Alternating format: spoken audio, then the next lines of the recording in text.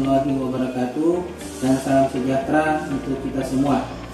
Perkenalkan, saya Dr. Rahmat Masturi, SHMH, dengan NIDN 0924108505. Saat ini saya bekerja sebagai dosen tetap pada Fakultas Hukum Prodi Studi Hukum Bisnis Universitas Megaresty Makassar. Video ini saya buat sebagai bentuk pertanggungjawaban dan refleksi atas dedikasi serta perjalanan saya dalam Tridharma Perguruan Tinggi, meliputi pendidikan, pengajaran, dan penelitian, serta pengabdian kepada masyarakat. Melalui video ini saya berharap dapat memberikan gambaran yang komprehensif mengenai kontribusi dan capaian-capaian saya selama berkarya sebagai seorang pendidik.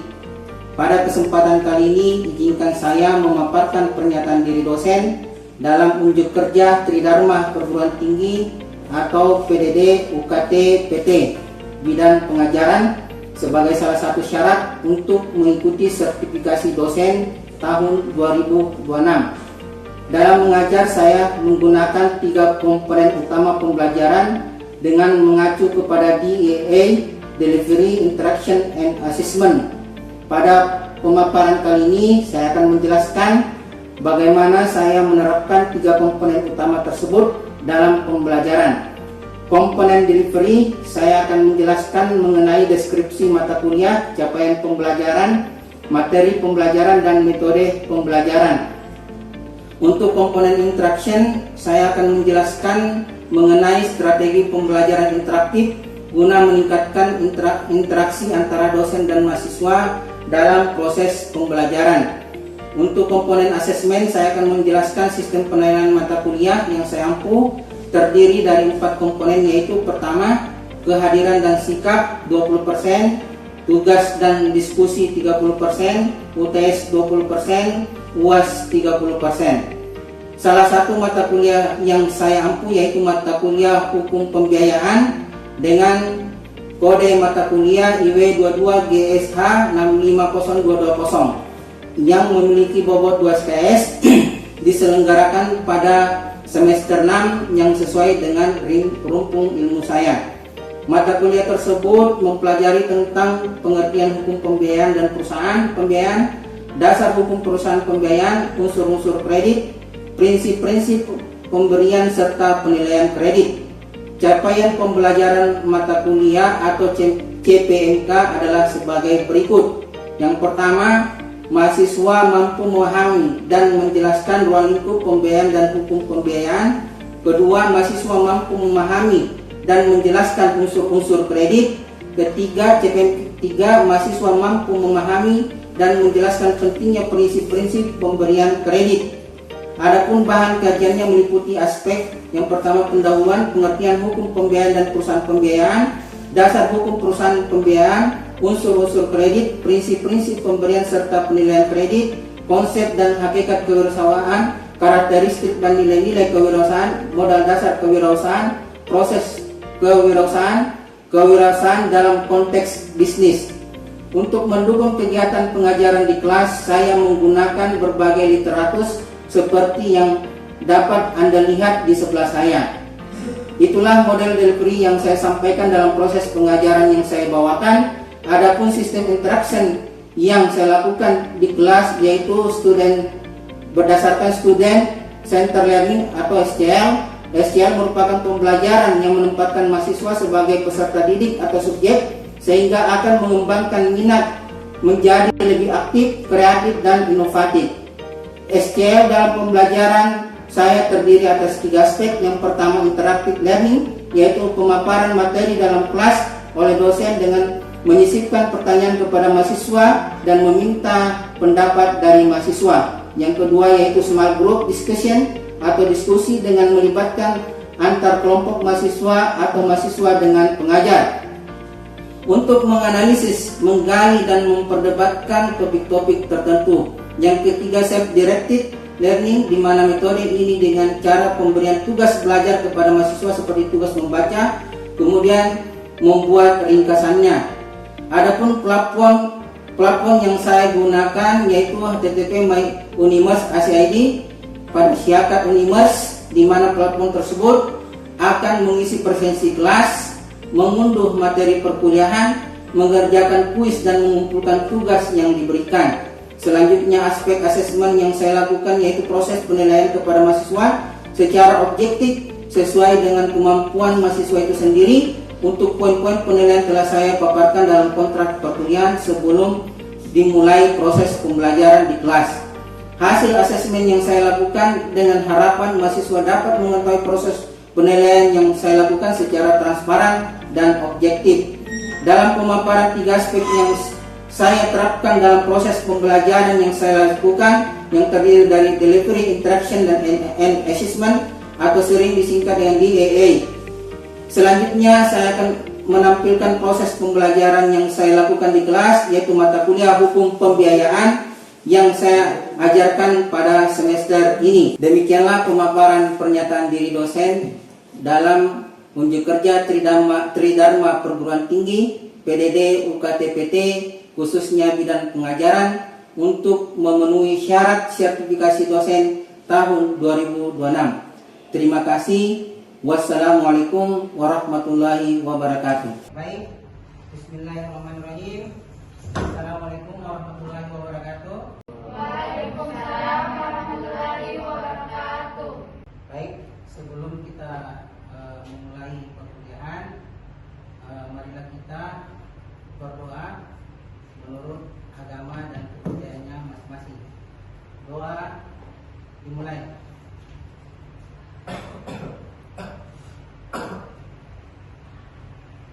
Doa selesai. Baik, selanjutnya saya akan mengabsen adik-adik sekalian melalui akun siakan, ya. Semua ada siakannya kan? Ada Pak. Coba absen melalui akun siakan masing-masing, ya. Dengan mata kuliah hukum pembiayaan, ya. Pertemuan hari ini adalah pertemuan keempat, ya.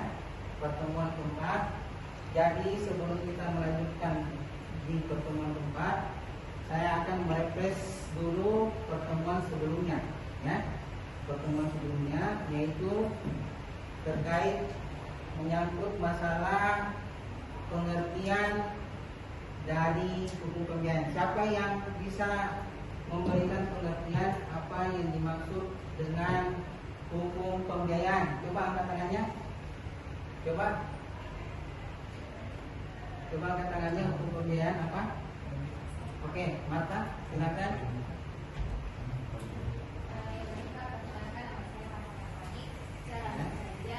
Jadi hukum pembiayaan ini adalah hukum yang mengatur suatu kegiatan yang dilakukan dalam bentuk penyediaan dana bagi konsumen untuk pembelian barang yang pembayarannya dilakukan secara angsuran atau yang biasa kita kenal sebagai kredit. Oke, bagus. Yang lain ada yang masih ingat pertemuan kita sebelumnya terkait sebelum kita melanjutkan jauh, ya, kita merefresh kembali pengertian hukum pembiayaan apa. Coba yang laki-lakinya ada yang tahu pengertian hukum pembiayaan? Coba enggak? Baik, terima kasih Pak. Kalau menurut saya Pak, hukum pembiayaan itu kayak suatu hukum yang dia mengatur bagaimana atau menyediakan apa namanya Pak, dana bagi orang yang mau meminjam Pak. Di mana itu ada kreditur sama debitur Pak. Begitu. Ada kreditur sebagai penyedia dana, ada debitur sebagai penyedia dana. Ada Menyiapkan dana, ya, menyiapkan dana untuk membeli sebuah barang, ya, dalam bentuk angsuran Pak. angsuran atau dalam bentuk kredit. Dalam bentuk kredit. Oke, ya, oke. Selanjutnya, ya, saya coba refresh lagi satu lagi, ya, satu lagi pertanyaan sebelum kita lanjutkan materi ini. Yang kedua menyangkut unsur-unsur kredit. Coba sebutkan unsur-unsur kredit apa? Coba, ya. Nah, yang pertama adalah kepercayaan. Coba bisa digambarkan kepercayaan itu yang seperti apa yang dimaksud dalam unsur-unsur kredit itu? Coba bisa dijelaskan, ya? Apa? Dapat dilihat melalui BI, BCP-nya. Oke, jadi kalau kita biasa bermohon kredit, yang paling pertama biasa dicek adalah KTP atau identitas. Nah, dari identitas itu kita bisa langsung tersinkron melalui aplikasi BI BCD di bawah naungan Bank Indonesia. Karena kita perlu ketahui ya bahwa lembaga pembiayaan itu ya masuk dalam lembaga keuangan non perbankan ya. Jadi ada dua ya. Kalau lembaga keuangan itu ada dua ya. Lembaga keuangan perbankan dan lembaga keuangan non perbankan ya. Nah, lembaga perbankan itu oke ya, lembaga pembiayaan ini ya atau non perbankan itu bisa disebutkan lembaga pembiayaan apa yang ada di Kota Makassar yang kalian tahu?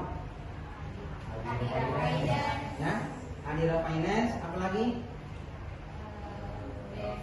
Ya, FPF, Federal International Finance, apalagi? Ada Mandala Finance, ada Business Auto Finance, BAC ya. Kemudian ada juga perbankan juga ada yang bergerak di pembiayaan ya, sektor pembiayaan yaitu Mandiri Finance, BRI Finance, BCA Finance, semuanya sudah ada ya. Kemudian dia diawasi, kalau perbankan itu diawasi langsung oleh Bank Indonesia. Dan yang kedua, sedangkan lembaga non perbankan seperti pembiayaan, asuransi dan pegadaian ya, itu diawasi atau diberikan izin ya, oleh otoritas jasa keuangan atau biasa orang bilang OJK. Perlu kita ketahui sekarang ini lembaga pembiayaan ya ada sekarang kita kenal ya melalui aplikasi online ya, aplikasi online.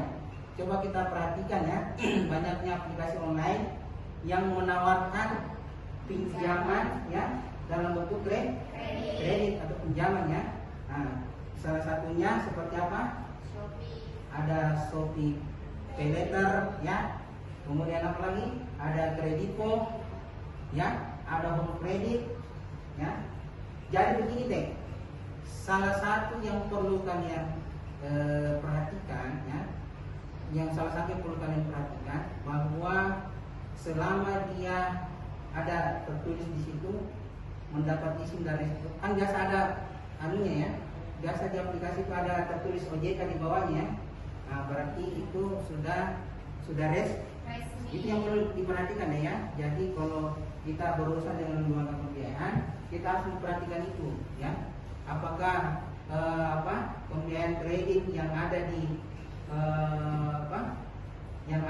online sekarang ya, yang serba mudah ya, kita akses hanya melalui KTP. Nah, kemudian bisa cair dananya. Tetapi perlu kita ingat bahwa adik-adik sekalian, yang paling pertama yang harus kita ingat bahwa menjaga kepercayaan ya. Kalau kita mengambil dana, jangan sampai kita butuh untuk usaha ya, anggaplah seperti ini. Aulia, saya pernah lihat dia dia kreatif ya, dia bikin usaha ya,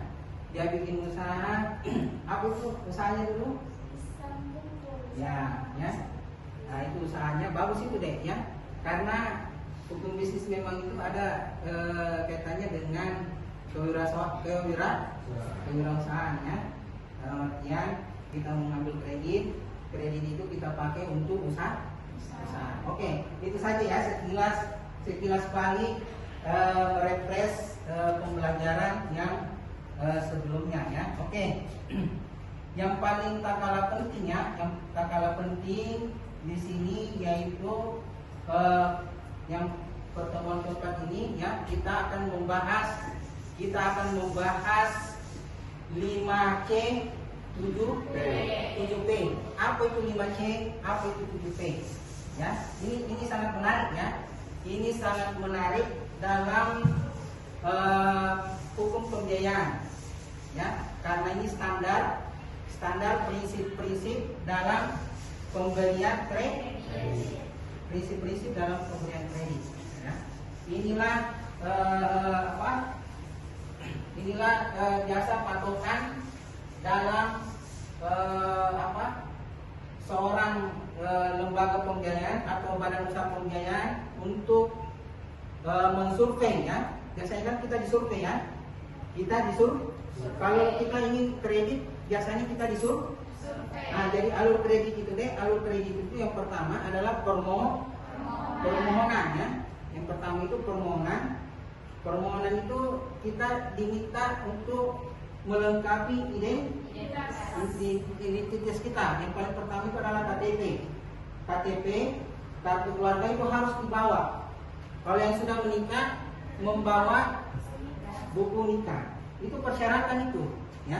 Kalau kita mau bermohon kredit, baik itu kredit di perbankan maupun kredit di non perbankan, kita harus membawa KTP atau identitas. Setelah permohonan kita sudah lengkap, maka akan disurvei.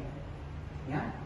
Jadi prinsip-prinsip yang harus diperhatikan dalam pemberian kredit yang ini, ya. Jadi lembaga pembiayaan itu menilai dari berbagai aspek dalam prinsip-prinsip pengambilan kredit. Nah, inilah semua aspek-aspek yang harus terpenuhi ya, yang harus terpenuhi ketika kita mau mengambil kredit di lembaga pembiayaan. Yang pertama ya, yaitu karakter ya. Karakter atau sifat atau watak.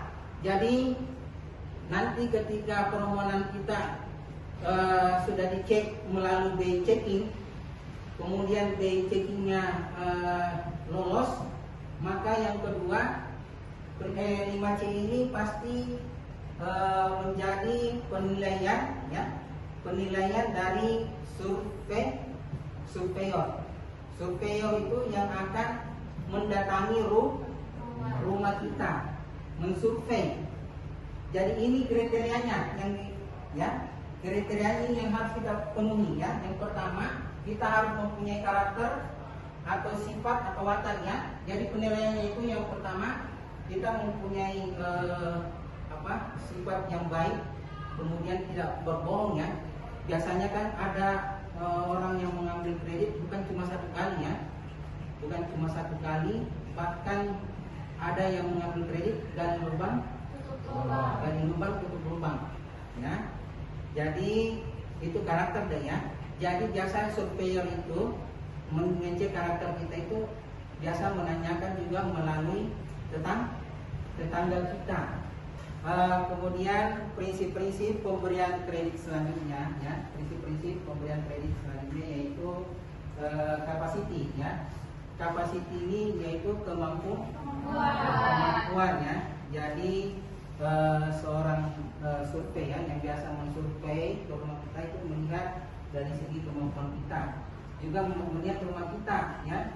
Biasanya itu tukang survei itu melihat yang pertama apa yang kita miliki di dalam rumah ya, itu dia periksa semua ya.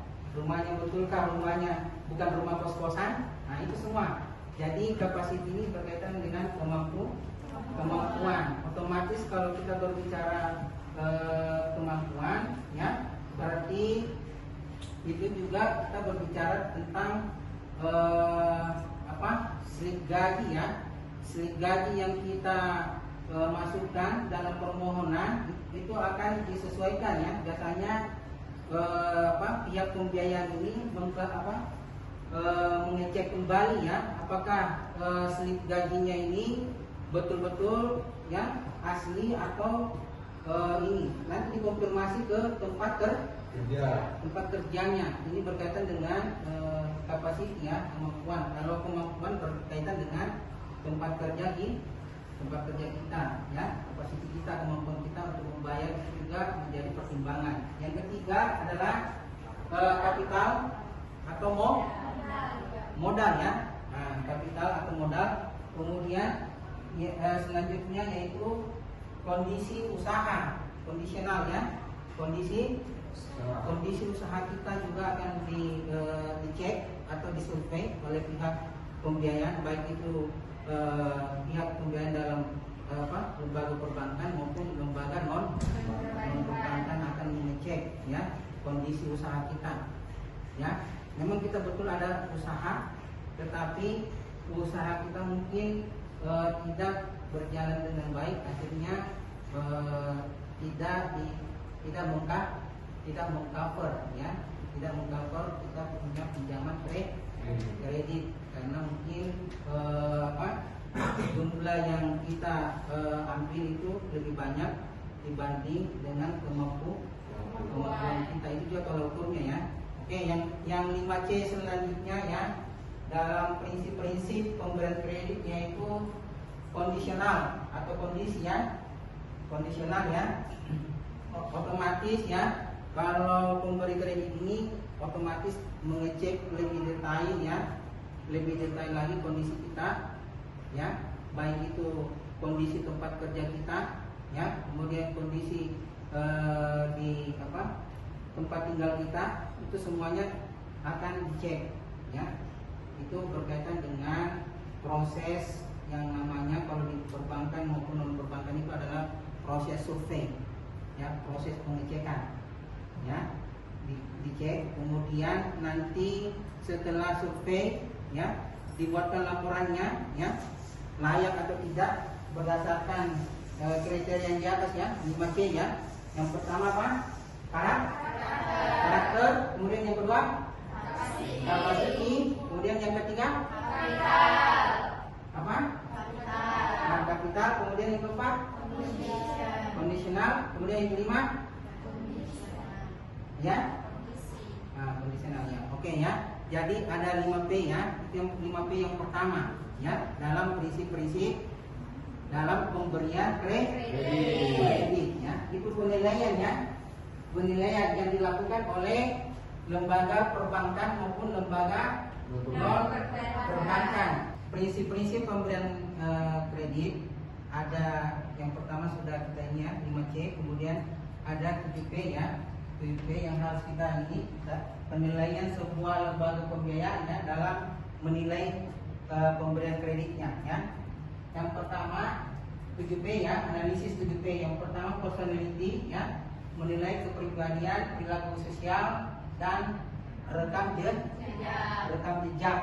ya. Rekam jejak bisa dilihat atau bisa dicek melalui BIC ini dengan mengecek KTP atau identitas pemohon. Bisa langsung dilihat ya. Oh ini ada pinjamannya di pembiayaan ini atau ada di Shopee terlambat 1 hari, itu ketahuan semua. Menit detiknya sampai bisa kelihatan. Hampir sama dengan bentuknya rekening orang kalau BC. Kemudian yang kedua ya, penilaian analisis kredit yang kedua, pemberian kredit ya. Yang kedua yaitu parti ya, golongan klasifikasi ya. Jadi lembaga perbankan atau lembaga non perbankan, dalam hal ini lembaga pembiayaan, itu akan menggolongkan ya setiap debitur ya, apakah dia masuk golongan yang mempunyai rekam jejak yang bagus ya, pasti permohonan kreditnya itu akan jauh lebih dipermudah ya, jauh lebih dipermudah. Dan yang kedua akan mendapatkan pembiayaan yang jauh lebih besar lagi ya, dan permohonannya pasti akan lebih cepat di ACC-kan. Itu penilaian yang kedua ya. Kemudian yang ketiga, penilaian itu penilaian purpose ya, 7P ya, yaitu tujuan atau kegunaan kredit kita mau diapakan kredit kita ini, mau untuk apa? Apakah kita mau pakai untuk kredit usaha, atau apakah kita mau pakai untuk kredit beli mobil, kredit beli rumah, ya? Paham ya? Nah, seperti itu ya. Jadi akan dicek, kemudian nanti dilihat apakah ini permoholannya untuk pembiayaan apa, ya. Kemudian lanjut, yaitu prospek, ya, harapan atau usaha, yaitu menilai masa depan usaha calon debitur. Kemudian yang kelima, payment, ya, pembayaran kredit, di mana pembayaran kredit kita itu sebaiknya kita harus perhatikan, jangan membayar setelah jatuh tempo, minimal 1 minggu lah sebelum jatuh tempo. Jadi ketika laporan BI checking kalian nanti tidak ada yang namanya hewan prestasi, ya. Tidak ada hewan prestasi yang sampai 3 bulan, sampai 7 bulan, apalagi sampai kredit motornya ditarik atau kredit mobilnya ditarik. Nah, itu lebih parah deh. Bisa-bisa kalian kena blacklist. Kalau kalian di blacklist, tidak ada yang akan menerima kalian di lembaga perbankan atau lembaga non perbankan dalam hal ini pembiayaan, ya. Oke, ya, selanjutnya, ya, yaitu probability 8, ya, mengukur kemampuan usaha debitur, ya. Kemudian yang ketujuh, protection, ya, protection yaitu perlindungan usaha jaminan. Jadi semua permohonan kredit itu, ya, pasti kalau jumlah dana yang kita ambil itu besar, otomatis dia pasti harus ada jaminan atau disebut dengan protection atau biasa juga pembiayaan atau perbankan itu memberikan kita asuransi, ya, protection, ya. Dalam hal ini kita dilindungi, jangan sampai kita tiba-tiba baru 1 hari mengambil kredit, tiba-tiba kita meninggal dunia, ya. Kalau ASN biasanya, ya, kalau mengambil kredit kemudian tiba-tiba ini, itu ada perlindungannya, ya, namanya asuransi. Diasuransikan deh, ya, diasuransikan kita punya pengambilan kredit. Oke, saya kira itu saja, ya, pertemuan keempat kita pada hari ini, ya. Saya coba kita sama-sama memperhatikan ini. Coba saya ulangi sekali lagi, ya. Di sini ada prinsip-prinsip dalam pemberian kredit, ada prinsip 5P dan ada 7P. Oke, saya kira itu saja, ya, pada pertemuan yang keempat pada hari ini, ya. Lebih dan kurangnya mohon dimaafkan, ya. Wabillahi taufiq wal hidayah. Wassalamualaikum warahmatullahi wabarakatuh.